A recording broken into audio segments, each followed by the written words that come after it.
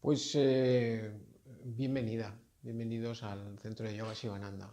Como bien decías, me llamo Gopala y soy fundamentalmente uno de los profesores de la escuela, ¿no? De la escuela de yoga Sivananda Vedanta. Este centro tiene, la verdad es que una gran tradición ya dentro del yoga, no solo en España, sino en el mundo. El origen de este centro, que ha pasado ya en su historia de los 40 años, hace varios años ya celebramos el 40 aniversario, está relacionado con una misión de paz. Swami Vishnudevananda era un discípulo del gran Swami Shivananda, que transitó a otros mundos ya en el año 63 y mandó hace un poco más de 60 años a Swami Vishnudevananda, que era uno de sus estudiantes, de sus profesores ya, a Occidente. Y le dijo, Swami Vishnudevananda, en Occidente te están esperando. Y ese era el mensaje con el que impulsó Swami Shivananda, Swami Vishnudevananda, para que viniera a Occidente. Claro, esto hoy es relativamente fácil porque si uno quiere ir de un continente a otro, pues va al aeropuerto, saca un vuelo y en pues 2, 3, 4 horas consigue el vuelo y en 10 horas como mucho está de un continente a otro. Pero cuando hace más de 60 años le dijeron esto a Swami Vishnudevananda era como si a nosotros nos dijeran, mira, ¿ves la luna? Allí te están esperando. Y así nos lo contaba Swami Vishnudevananda en alguna ocasión. Pero él tenía, por la tradición de Guru Kula, es decir, de vivir en la casa del maestro, Kula es casa y Guru es maestro, el que despierta tu conocimiento. Entonces él tuvo la confianza, se fue a Estados Unidos y después de recalar en varios procesos, pues empezó a fundar en nombre de su maestro, porque Swami Vishnudevananda hacía todo en nombre de su maestro, empezó a fundar centros de yoga cuando el yoga era realmente un elemento pues muy, yo diría que en España en ese momento, pero también en otros países, que no eran muchos más modernos que nosotros, era algo absolutamente marginal. Y hay que saber, era un sector o una actividad, no un sector, era una actividad completamente marginal en los años 70, cuando yo conocí, a mediados de los años 70, conocí a Swami Vishnudevananda. Entonces Swami Vishnudevananda creó este centro, lo fundó en nombre de su maestro para la expansión del yoga tradicional, del yoga clásico, que Swami Vishnudevananda sintetizó como en 5 elementos de los que luego podemos hablar. Pero esta es la historia y a partir de ahí esto se convirtió en un oasis de paz para la enseñanza del yoga. Cuando llega el yoga con Sivananda a España, que efectivamente es un sector marginal, ¿qué, ¿qué dificultades tiene el hacer entender a los usuarios, a los posibles usuarios, las bondades del yoga? Sin recalar o sin pensar que fuera una secta. Hablo de aquellos años. Sí, pues al principio era difícil porque se asociaba la actividad del yoga a una actividad marginal, yo diría que sectaria.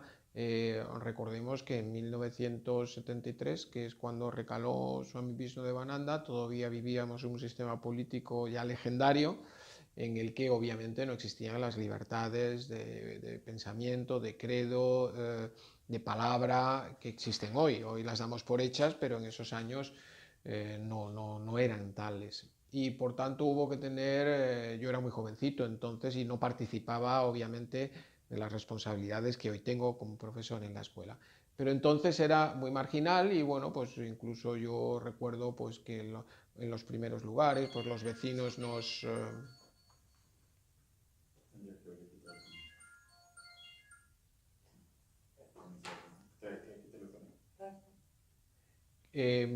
recuerdo que en esas primeras épocas, pues incluso se daban las circunstancias de que algún vecino nos denunciaba por el mero hecho de utilizar barritas de sándalo, cuidado, y de que vestíamos de colores, entonces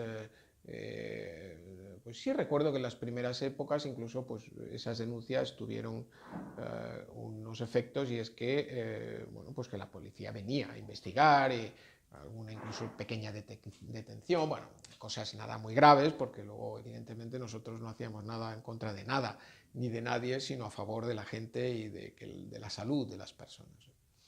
Entonces, en esa época, pues era difícil explicar, y Swami Vishnudevananda realmente cuando llegó a Occidente, ya te digo, hace más de 60 años, él explicaba, como están todos sus textos, 5 principios, y decía, el yoga es un ejercicio adecuado para las bondades de los sistemas físicos y mentales, es decir, los asanas.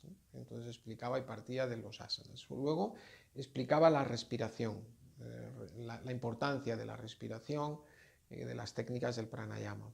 Luego nos decía, como tercer elemento, que el yoga es una forma de vivir en el estado de relajación física y mental. Que para ello, como cuarto elemento, la forma en la que nos alimentábamos tenía una incidencia muy importante. Y por último, que a través de estos 4 elementos, de asanas, de pranayama, de relajación y de modificación de la forma en la que nos alimentamos, también podíamos modificar nuestra forma de pensar creando un pensamiento que él denominaba positivo, es la palabra que utilizaba, y que está relacionado evidentemente con esa forma de pensar que nos provoca en nosotros la calma y la tranquilidad versus los pensamientos negativos o las actividades negativas que lo que generan es intranquilidad, miedo, ira y estrés, ¿no? Entonces, él lo explicaba de una manera tan sencilla, sin entrar en vericuetos y complicaciones muy filosóficas, que probablemente casi desde el principio la gente lo entendía. Bien es cierto que él también tenía una energía desbordante. Es decir, él se ponía con un inglés muy rudimentario que tenía, cuando llegó a España quizá ya lo tenía un poco más pulido, y en esa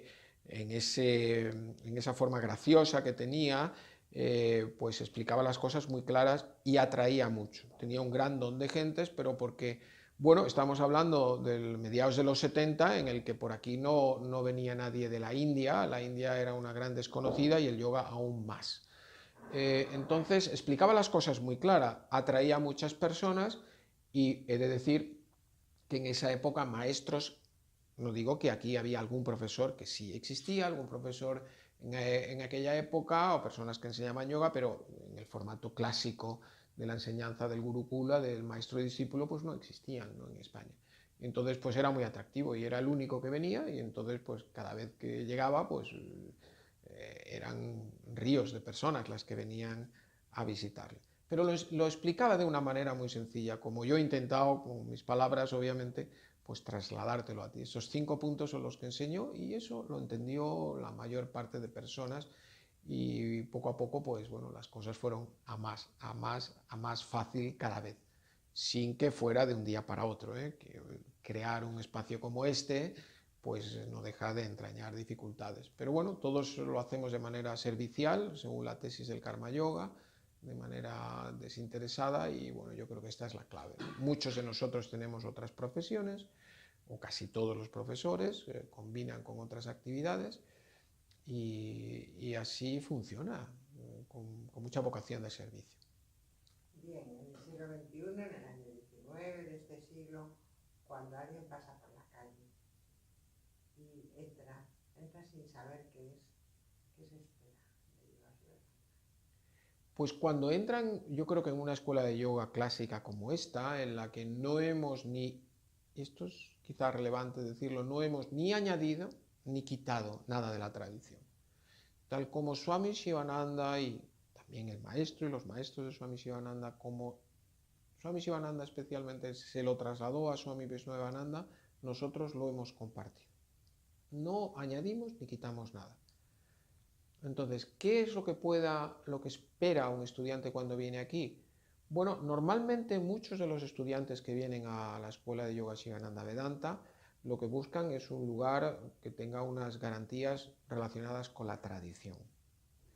El yoga hoy se ha convertido a lo largo de la historia se ha ido reconvirtiendo a sí mismo. Y esa es la bondad del yoga, que no muere con independencia de lo que hagamos los seres humanos con el sistema.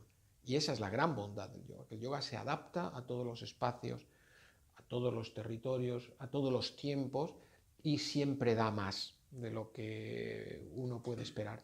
Entonces nosotros lo hacemos siempre en un formato muy sencillo. Cuando vienen los estudiantes se descalzan, toman una infusión y se les da unas clases de enseñanza básica que llamamos una clase de prueba, con ejercicios muy sencillos de ojos, de cuello, y poco a poco entran en unos cursos de iniciación en los que lo que pretendemos es que conozcan la estructura básica de una clase tal como nos la enseñó Swami Vishnudevananda, que tiene siempre una duración de 90 minutos, es decir, una hora y media, porque los desplazamientos en las ciudades son muy grandes, entonces venir a clase de una hora no te da tiempo realmente a disfrutar, a entrar en el espacio de calma que provoca el yoga. Entonces lo que hacemos es básicamente un canto de mantras. Nosotros seguimos cantando mantras al principio y al final de la sesión, porque así lo mandan los cánones y valga la pena la referencia a la tradición.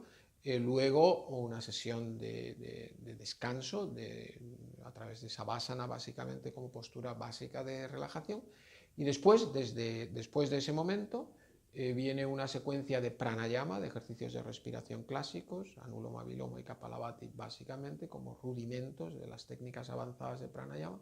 Luego saludo al sol, Surya Namaskar, una secuencia de 12 asanas que se compensan entre sí para que en cada sesión pues todas las articulaciones y los sistemas funcionen o mejoren.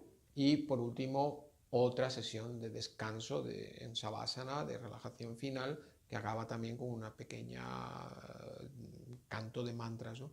Y esa es la secuencia que hacemos en todos los países, por igual, en todos los lugares y en todos los tipos de clases que nosotros damos, con independencia de que en unas ocasiones el nivel es más avanzado o menos avanzado en función de los estudiantes. Pero en el yoga lo más importante no es tanto hasta dónde llegas en tu flexibilidad, que a veces hay muchas personas que les gusta entrar en estos niveles de flexibilidad, sino cómo se flexibiliza tu mente para adaptarte a luego la vida. Es decir, lo más importante de la clase de yoga es cuando sales de la clase de yoga. Es decir, cómo te comportas, y te comportas con arreglo a los principios de no violencia, de satya, de verdad, cómo te comportas cuando sales. Entonces, Swami Vishnudevananda decía, lo importante es venir a clase de yoga, pero lo más importante es vivir en el yoga el resto del tiempo que no estás en clase de yoga. Está demostrado científicamente que el yoga y la meditación alargan los telómeros de los cromosomas, con lo cual genera una mayor esperanza de vida y más longevidad. Vosotros habéis comprobado eso, os ha dado tiempo a los 60 años de yoga en España, de Sivananda en España, a comprobar que efectivamente las personas que realizan yoga, que meditan, es así, son más longevas. Bueno, yo empezaré, a medida que me preguntabas, me venía a la mente y al recuerdo una frase que solía decir Swami Vishnudevananda, pero no es suya, evidentemente, que dice que las personas cuando llegan a este terreno que es el mundo, que es cada una de las vidas que tenemos, tiene marcado en su genoma el número de respiraciones que tiene. Ya marcado, viene ya, es decir, usted tiene tantos millones de respiraciones, ¿no? Y él decía, cuando creando un poquito de expectación, por eso los yogis respiramos muy despacio. Haciendo un pequeño juego de palabras para decir, bueno, si tienes un número de respiraciones marcadas y vas más despacito, entonces vivirás más. Pero yo querría desmontar un poco, no esta tesis, porque esta es una realidad, sino que en la persona que practica yoga no es que deba de tener en sus objetivos el vivir más, sino que el tiempo que le corresponda a su naturaleza vivir, y no ya por el número de respiraciones que vienen marcados en los genes, que esto es una forma de transmitir el conocimiento, no algo científicamente probado, que venga en el gen el número de respiraciones. Lo que pretende el yogi o la yogini, y lo que pretendemos nosotros cuando compartimos la enseñanza de Swami Vishnudevananda, es el tiempo que nos corresponda vivir en esta realidad debe de ser de la máxima calidad, calidad de vida.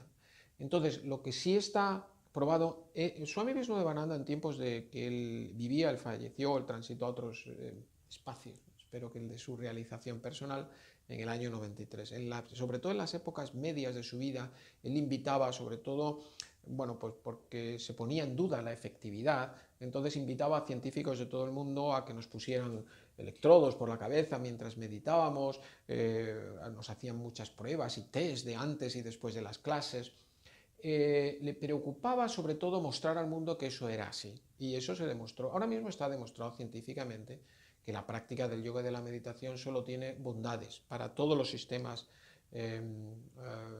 límbico, los sistemas emocionales, los sistemas anatómicos, solo tiene bondades, y no me corresponde a mí traer la cantidad de estudios científicos que demuestran que el yoga tiene un gran efecto en la salud. Pero la idea es la original. Uno practica yoga, y el yoga practicado debidamente, no como un milagro de fin de semana, ¿no?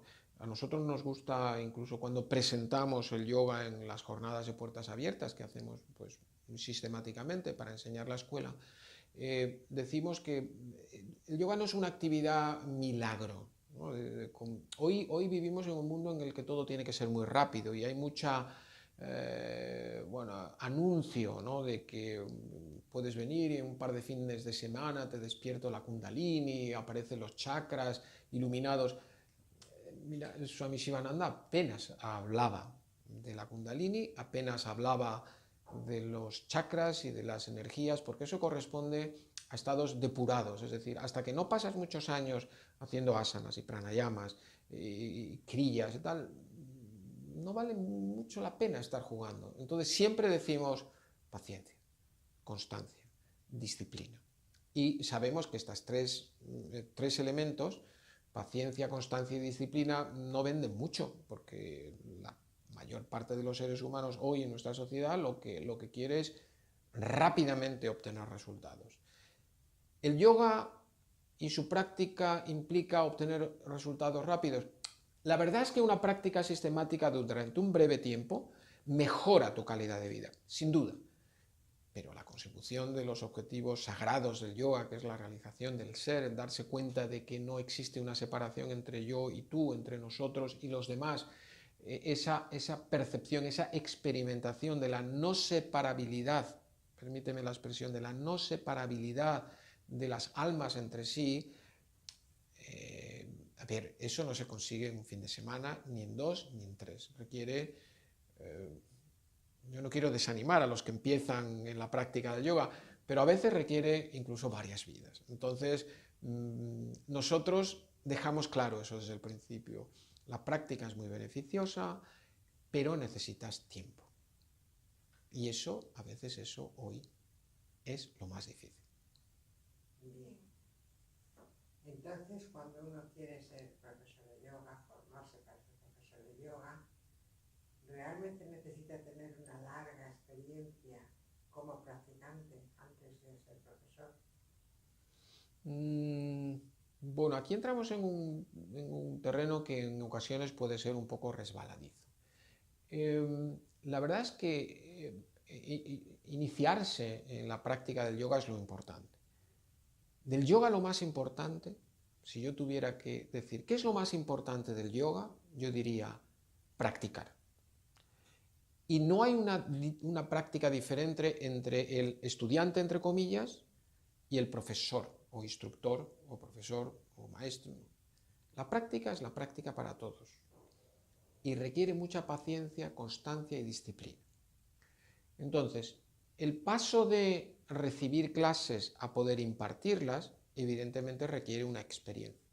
Pero esa experiencia no es igual en todas las personas.